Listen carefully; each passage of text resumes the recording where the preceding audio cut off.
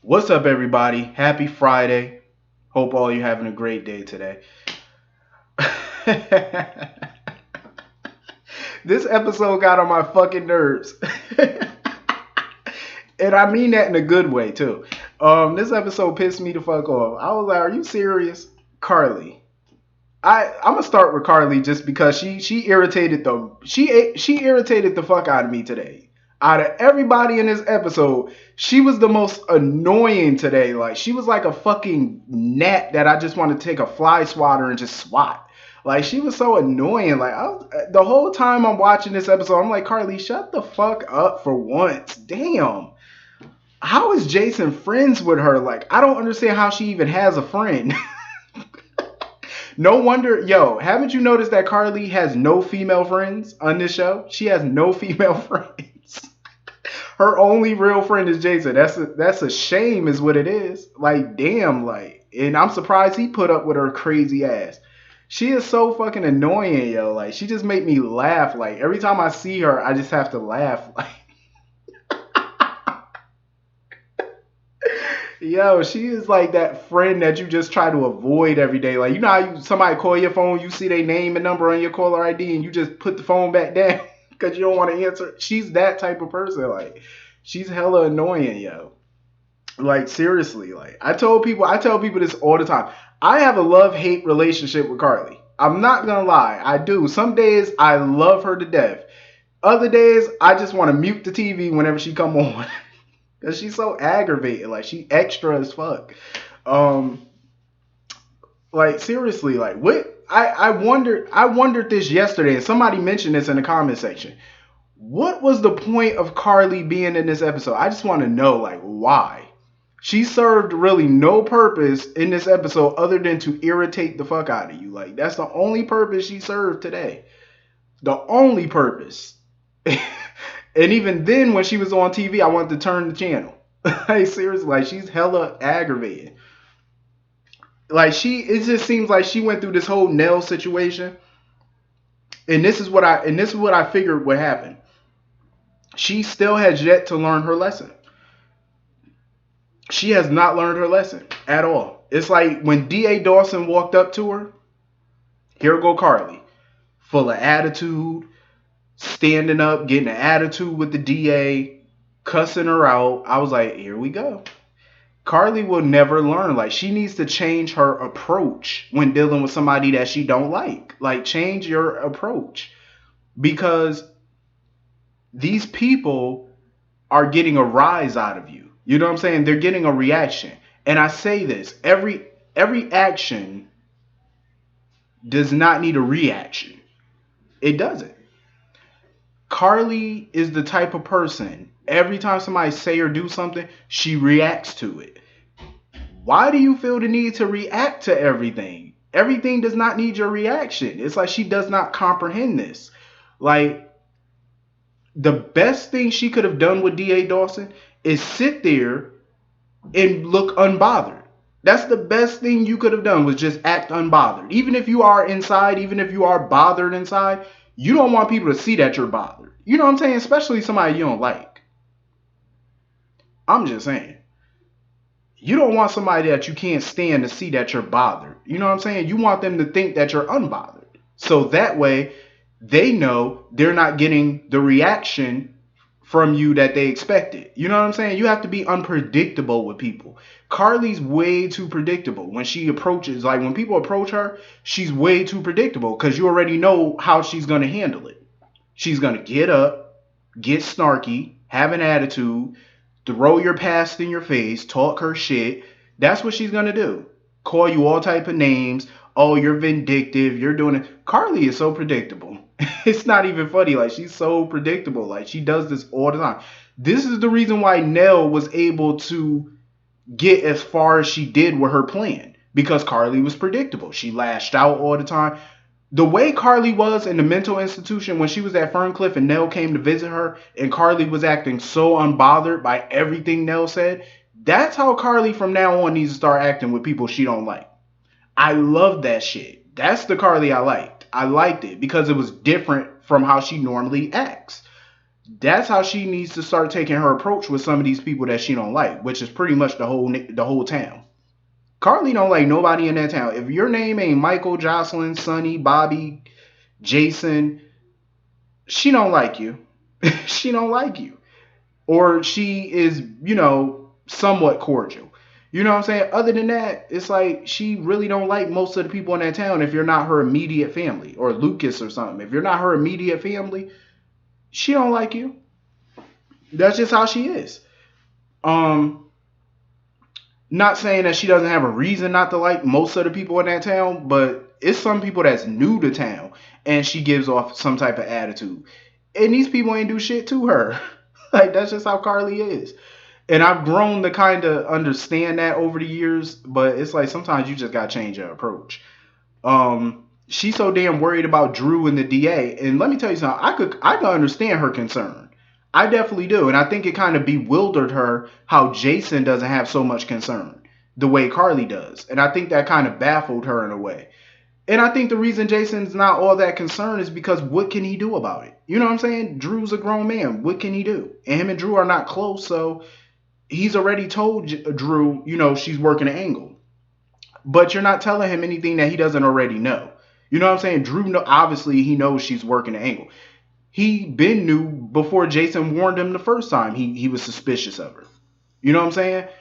But he doesn't really owe Jason or Carly a conversation about why he's with the DA because he has his own plans. And he doesn't have to tell them shit. You know what I'm saying? I like how Drew is handling this so far. Because you know what? The DA, she asked Drew a million questions all the time. Ever since they met, she always asked him all these questions.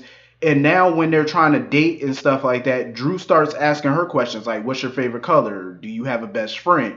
Some typical ass innocent questions. She started getting real defensive, talking about, oh, what is this, an interrogation?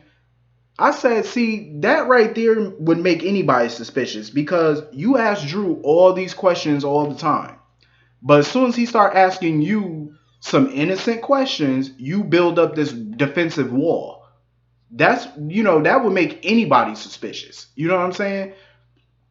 And, the DA, it's like between her and Drew, it's like both of them are playing a chess game. They're both playing a game of chess. At some point, one of them is going to have to say checkmate at some point.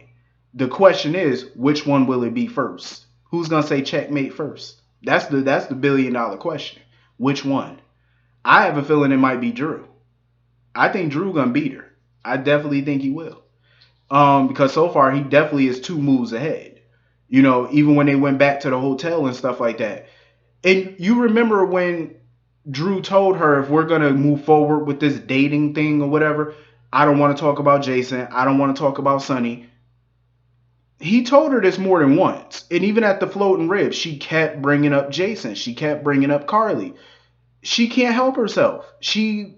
Every time Drew, and notice how Drew kept changing the subject. Remember when D.A. Dawson said, oh, it got pretty tense over there with Jason and Carly? Drew didn't even answer that question. He took the ketchup bottle or whatever the hell he was squirting and he squirted it on her shirt just to change the subject. And he did that to get her out of there because he knew she was going to have to go home and change her shirt. So when they went back to the hotel and she went to go change, he found that flash drive with his memories on it. He found it. I said, now the question is, what lie will she tell him about that flash drive? Like, because he's going to ask her questions about what's on it. So, she more than likely going to lie. She's not going to tell him the truth. Drew is playing a pretty good game against her so far because the DA, for somebody that's somewhat smart, she's acting somewhat dumb. It's like you're way too defensive on things. You keep bringing up Jason, you keep bringing up Sonny, like you're tipping your hand too much. You know what I'm saying? Way too much.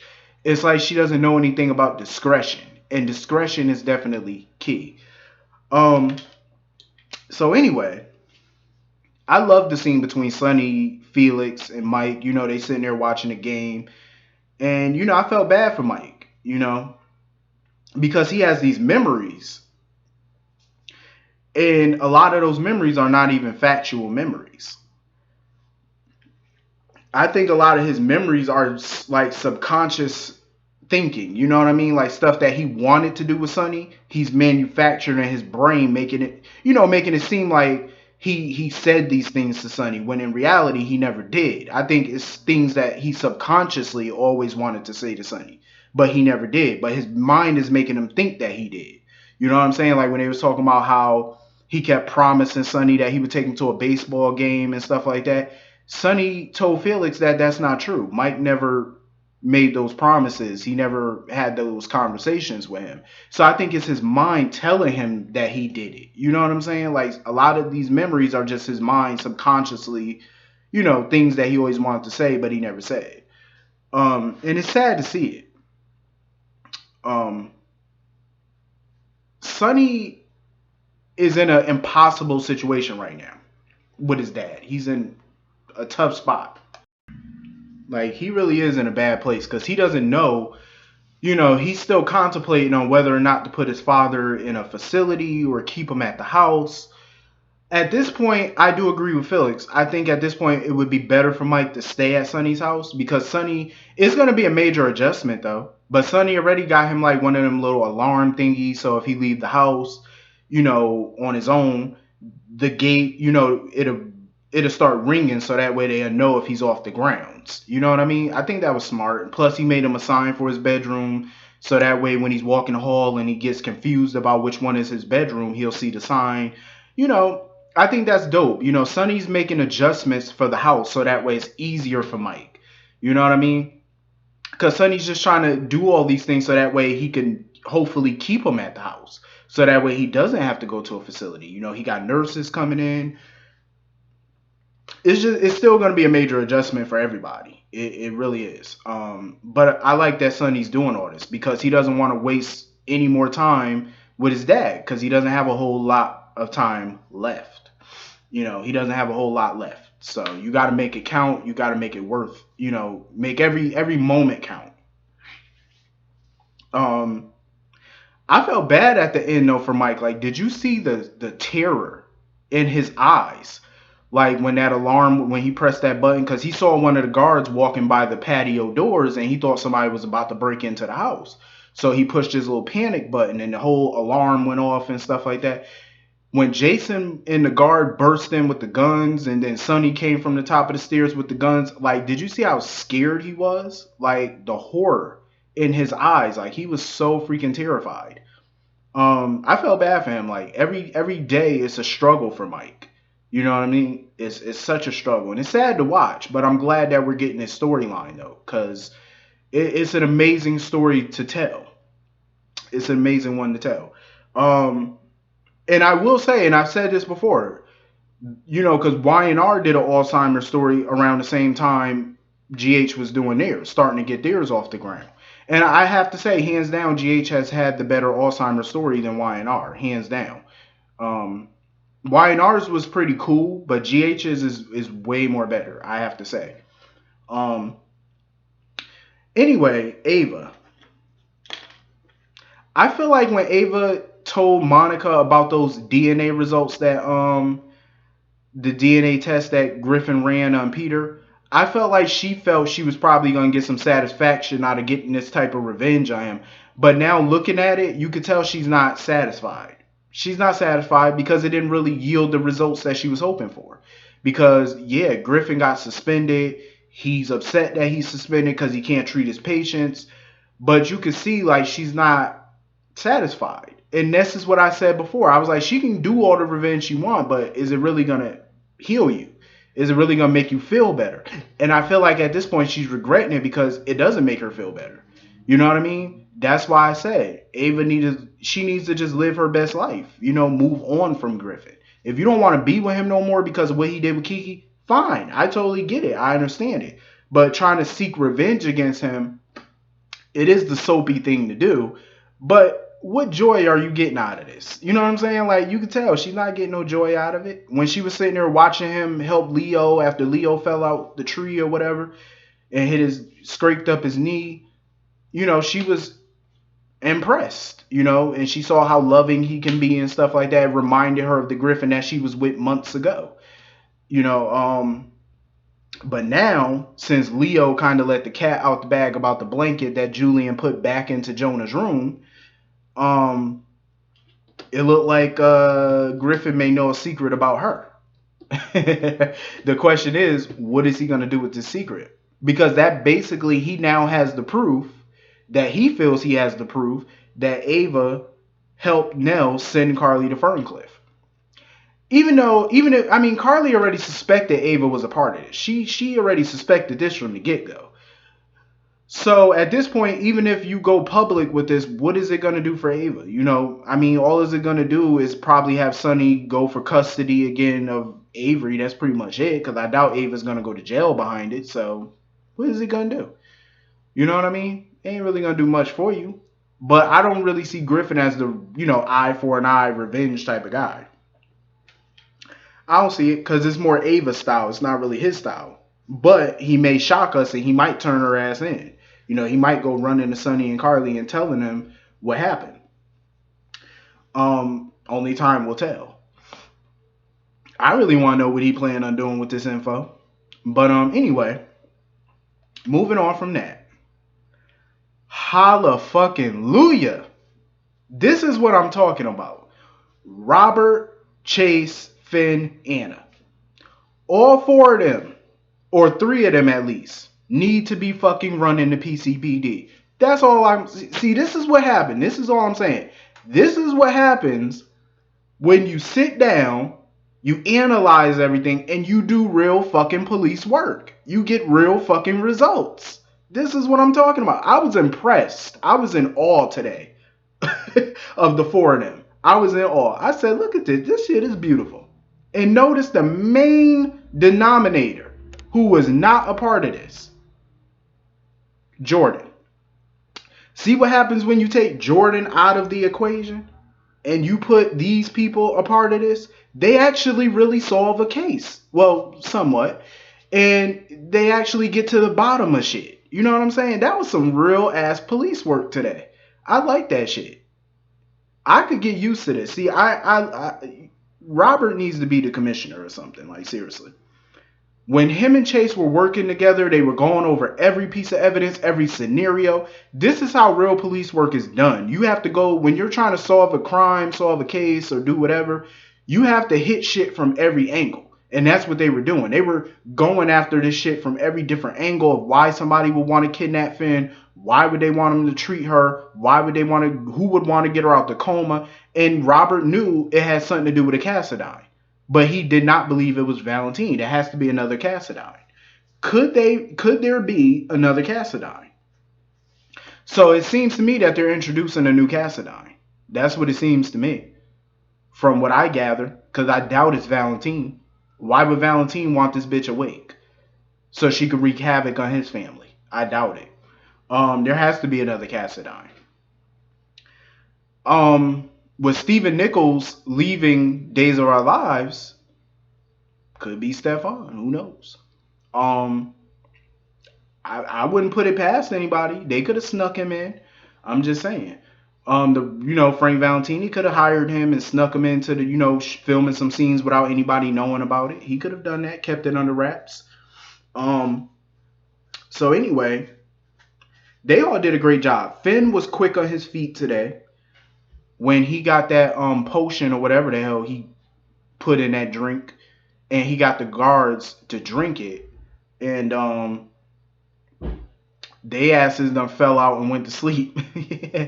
That was some smart shit on Finn's part. That was real smart. I was like, see, Finn could be a cop if he wanted to, but I like him in the doctor mode. But they were all thinking though. Chase impressed me today when he put out feelers for that medicine and stuff with the pharmacies and shit, and he got a hit, and that's how he found out where their location was. See, that's some good ass police work right there. That's some dope work right there. And of course, Cassandra escaped. I said, of course. They wasn't letting her go down again. But I want to know who was the person in the car with her, because whoever it was had a ring on. And it looked like that Cassadine crypt on their finger. The design of the ring. It could be a new Cassadine, but I want to know who the fuck that was. It looked like, but judging by the hand, it looked like a younger person though. It didn't look like they were old or anything. It looked like a younger. Could have been a younger person. I mean, it is time that they introduce a new generation to Cassadine. Wouldn't it be funny if they aged Spencer like 20 years and that's Spencer in that car? That would be some funny shit though.